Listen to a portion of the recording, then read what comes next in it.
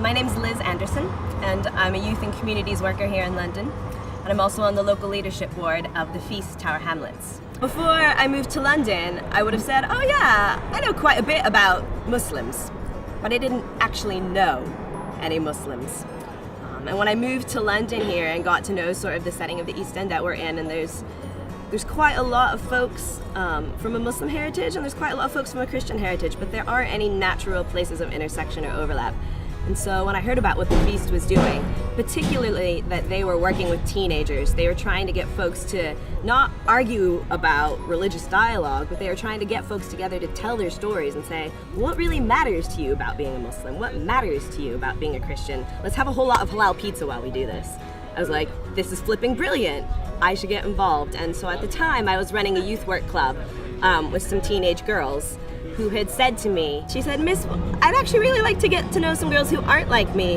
I want to get to know some girls who aren't Muslim, aren't Bengali, and aren't from the East End of London. And I said, you're 15, that's really quite mature. And so that's what we did. With the help of the Feast, we created this project where some of the girls from my youth club, who are all from mostly a Bengali Muslim background, got to know some girls who were white girls from the suburbs who all went to a girls' brigade group and to a church together. We took them all away on a residential, and by the time that they had all gone through the obstacle course and got properly money, they had done all their nails and applied henna to each other, and the henna had exploded all over the ceiling. And in the midst of that, we had some brilliant faith chats saying, well, have you ever had a prayer answered? Does your tradition have any special names for God? Is this something that people at school give you flack about for not drinking or not having sex? And they were like, yeah, you too.